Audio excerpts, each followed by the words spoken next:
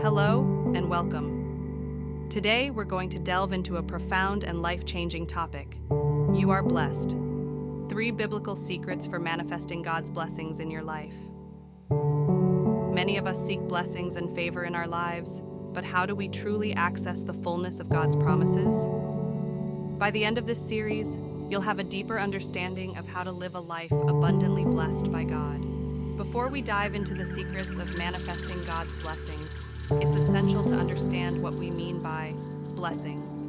In the Bible, blessings encompass a wide range of God's favor, including spiritual, physical, emotional, and financial well-being. When we say you are blessed, we're affirming that God's favor is already upon you because you are His child.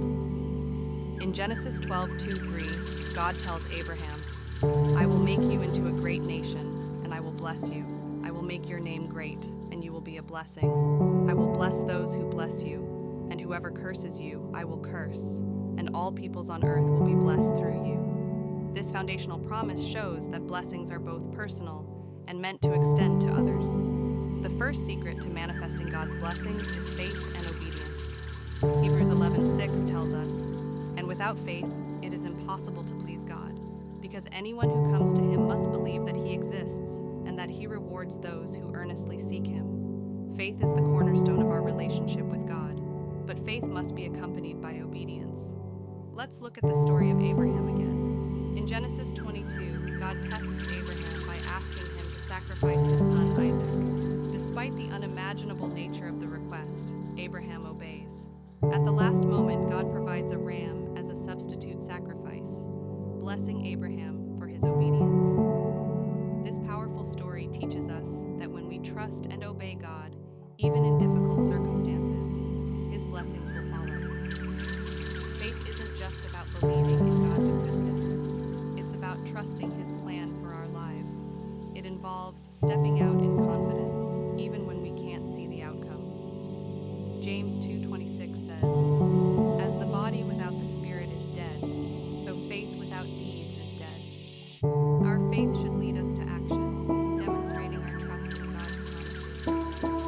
Consider the story of Noah. In Genesis 6, God commands Noah to build an ark in preparation for a great flood. Despite the ridicule he faced, Noah obeyed, trusting God's warning. His faith and obedience not only saved his family, but also ensured the continuation of life on earth. Noah's story reminds us that obedience to God's commands, even when they seem irrational, brings about His blessings.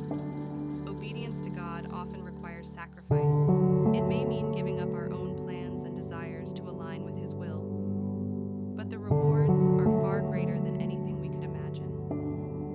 In Deuteronomy 28:1-2, God promises, "If you fully obey the Lord your God and carefully follow all His commands I give you today, the Lord your God will set you high above all the nations on earth. All these blessings will come on you and accompany you if you obey the Lord your God." Living a life of faith and obedience isn't always easy. We will face challenges and temptations that test our resolve. But by remaining steadfast in our commitment to God, we open ourselves to His abundant blessings. Proverbs 3:5-6 encourages us, "Trust in the Lord with all your heart and lean not on your own understanding. In all your ways submit to Him, and He will make your paths straight." Faith and obedience are foundational to experiencing God's blessings. As we trust in Him and follow His commands, we position ourselves to receive His favor. Let's strive to live out our faith through our actions, continually seeking to align our lives with God's will. The second secret is generosity and service. Proverbs 11:25 says, "A generous person will prosper. Whoever refreshes others will be refreshed." Generosity isn't just about giving money, it's about giving time, love, and support. When we serve others selflessly, we align ourselves with God's heart and open the door to His blessings. Consider the story of the widow at Zarephath in 1 Kings 17.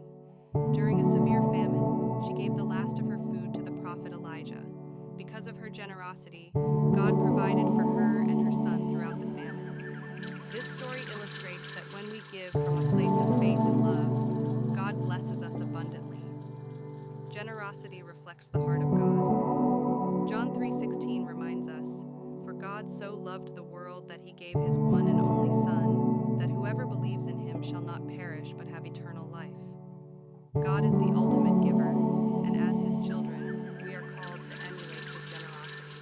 When we give freely, we reflect his love to the world around us. In 2 Corinthians 9:6-8,